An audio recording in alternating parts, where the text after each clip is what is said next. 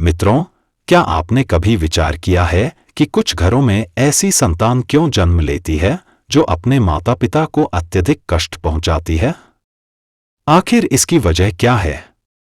एक पिता अपने पुत्र की परवरिश में कोई कमी नहीं छोड़ता, हर मुमकिन कोशिश करता है कि उसका बेटा हमेशा खुशहाल रहे। लेकिन वही बेटा जब बड़ा होता है तो वह अपने पिता को दुख क्यों देता है? कोई व्यक्ति अपने आहार विहार में पूरी सावधानी बरतता है, संयम से जीवन जीता है, फिर भी उसका जीवन रोगों से ग्रस्त क्यों रहता है? कोई इंसान दिन रात मेहनत करता है, फिर भी तंगी और अभावों में जीवन व्यतीत करने को क्यों मजबूर होता है? ऐसे असंख्य प्रश्न हैं जो हमारी सामान्य समझ से परे हैं। हमारे शास्त्रों के अनुसार इन सभी घटनाओं के मूल में हमारे पूर्व जन्म के कर्म होते हैं, जिनका फल हमें इस जन्म में भोगना पड़ता है। कर्म चाहे जैसे भी हों, अच्छे या बुरे, वे लौटकर अवश्य आते हैं। चाहे कोई माने या न माने, लेकिन यह अटल सत्य है कि हमारे किए हुए कर्म एक दिन हमारे सामने अवश्य आते हैं। यही कारण है कि किसी घर में सुख देने वाली संतान जन्म लेती है तो किसी में दुख देने वाली। ये सब कुछ हमारे ही पूर्व जन्म के कर्मों का प्रतिफल होता है। इसी गूढ़ विषय को समझाने के लिए आज हम आपको एक प्रेरणादायक कथा सुनाने जा रहे हैं, जो हर व्यक्ति के लिए अत्यंत आवश्यक है। आपसे अनुरोध है कि इस कथा को अंत तक अवश्य सुनें, क्योंकि इसमें हम बताएंगे कि किस तरह पूर्व जन्म के कर्म इस जन्म में हमारे जीवन को प्रभावित करते हैं। कथा प्रारंभ करने से पूर्व कृपया कमेंट बॉक्स में जय श्री राधे कृष्ण लिखे वीडियो को लाइक करें, अपने मित्रों के साथ साझा करें और चैनल को सब्सक्राइब करना न भूलें। तो आइए अब कथा की शुरुआत करते हैं। बहुत समय पहले की बात है। एक घने जंगल के किनारे दो सियार रहते थे, नीलू और लालू। दोनों बचपन से मित्र थे और हर सुख दुख में एक दूसरे का साथ निभाते थे। वे दिन भर जंगल में घूमते, शिकार की तलाश करते और रात को किसी गुफा या पेड़ के नीचे विश्राम करते। एक दिन नीलू ने थक कर कहा, मित्र लालू, क्या तुमने कभी सोचा है कि हम क्यों इस तरह जंगल में भटकते रहते हैं? कहीं भोजन मिलता है, कहीं नहीं। कई बार हमें दूसरों के छोड़े गए जूठन भी खाने पड़ते हैं। शायद ये हमारे पुराने कर्मों का फल है। लालू ने सिर हिलाते हुए कहा, हाँ मित्र, मैंने भी यह सोचा है। हमने पिछले जन्म में अवश्य कोई बुरे कर्म किए होंगे, जिसके कारण हमें यह दुखपूर्ण जीवन भोगना पड़ रहा है। मुझे प्रतीत होता है कि हमें अब कुछ करना चाहिए। लेकिन अब क्या किया जाए? नीलू बोला, एक उपाय है, क्यों न हम तीर्थ यात्रा पर चलें? तीर्थ यात्रा, भगवान के दर्शन और साधु संतों का आशीर्वाद लेने से हमारा कल्याण हो सकता है। यह जन्म तो नहीं बदलेगा, परंतु कम से कम अगला जन्म तो सुधर ही सकता है। दोनों ने तीर्थ यात्रा पर जाने का निश्चय किया। मार्ग ज्ञात नहीं था, फिर भी उन्होंने निश्चय किया कि यात्रा प्रारंभ करनी चाहिए, रास्ता धीरे धीरे मिल ही जाएगा। अगले दिन प्रातः होते ही वे यात्रा पर निकल पड़े। चलते चलते रात्रि हो गई तो वे एक गांव के बाहर एक वृक्ष के नीचे रुक गए।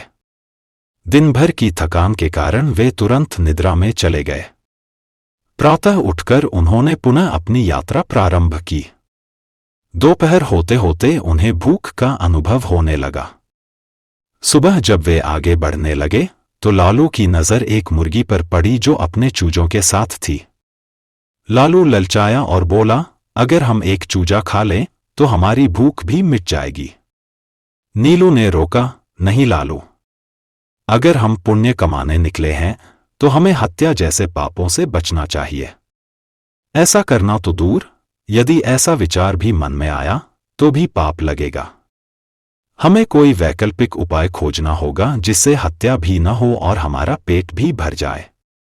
लालू अनमने मन से मान गया। दोनों मित्र आगे बढ़ गए। चलते चलते वे एक चौराहे पर पहुंचे जहां एक मंदिर था। कुछ देर विश्राम करने के पश्चात उन्होंने निर्णय लिया कि अब उन्हें अलग अलग दिशाओं में जाना चाहिए। नीलू चलते चलते एक ब्राह्मण की कुटिया में पहुंचा। ब्राह्मण उस समय पूजा कर रहा था। उसकी पत्नी ने थाली में भोजन परोसा था। नीलू ने जैसे ही थाली देखी, कुछ पूड़ियां उठाई और भाग गया। ब्राह्मण ने यह देखा और हंसते हुए बोला, राधे कृष्ण, लगता है यह बहुत भूखा है, इसे यही खाना दे दो। पत्नी को यह बात पसंद नहीं आई, लेकिन ब्राह्मण ने दया भाव से उसे खाना खिला दिया। नीलू ने कृतज्ञता से भोजन किया, मन ही मन आशीर्वाद दिया और आगे बढ़ गया। उधर लालू एक कसाई की बस्ती में पहुंच गया। वहां उसने एक बच्चे के हाथ से मांस का टुकड़ा छीनने की कोशिश की। बच्चे ने शोर मचाया और गुस्से में कसाई ने लालू को डंडे से पीट पीट कर घायल कर दिया। नीलू चौराहे पर लालू का इंतजार कर रहा था। जब बहुत देर तक वह नहीं लौटा तो उसे खोजने निकला। कुछ दूर जाकर उसने लालू को घायल अवस्था में देखा और दुखी हो गया।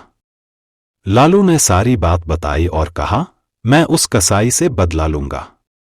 नीलू बोला, मुझे भी ब्राह्मण का उपकार चुकाना है। नीलू ने कहा, अब समय आ गया है कि हम इस जीवन को त्याग कर अगले जन्म की ओर बढ़ें। दोनों ने नदी के किनारे बैठकर ध्यान किया और शांति से अपने प्राण त्याग दिए। समय बीतता गया। ब्राह्मण और कसाई दोनों ही संतानहीन थे। संयोग से नीलू का जन्म ब्राह्मण के घर और लालू का जन्म कसाई के घर हुआ। ब्राह्मण के घर में बेटे के जन्म के साथ ही समृद्धि आ गई। वह राजपुरोहित बन गया और उसका बेटा तेजस्वी और विद्वान निकला। वहीं कसाई के घर जैसे ही बेटा हुआ, उसके साथ ही परेशानियां शुरू हो गईं। पत्नी की बीमारी, धंधे का नुकसान। उसका बेटा दुष्ट, आलसी और उद्दंड निकला। वह बालक बचपन से ही चिड़चिड़ा, झगड़ालू और लालची था। उसके घर में अशांति फैलने लगी। समय बीतता गया लेकिन कसाई के बेटे के व्यवहार में कोई बदलाव नहीं हुआ। आखिरकार कसाई ने बेटे को सुधारने के लिए विवाह का निर्णय लिया, लेकिन विवाह के अगले ही दिन उसका बेटा चल बसा। बहू ने ससुर को कोसा और व्यापारी पागल सा हो गया। वह सिर पटकते हुए चिल्लाने लगा, मेरा बेटा मेरी कमर तोड़कर चला गया। यह कहानी हमें यह सिखाती है कि हमारे कर्म ही हमारे भविष्य का निर्माण करते हैं। अच्छे कर्मों का फल सुख होता है और बुरे कर्मों का परिणाम दुख। चाहे वह इस जन्म के हों या पूर्व जन्मों के, हर कर्म का फल अवश्य मिलता है। वीडियो में अंत तक बने रहने के लिए धन्यवाद। मिलते हैं फिर से अगली वीडियो में।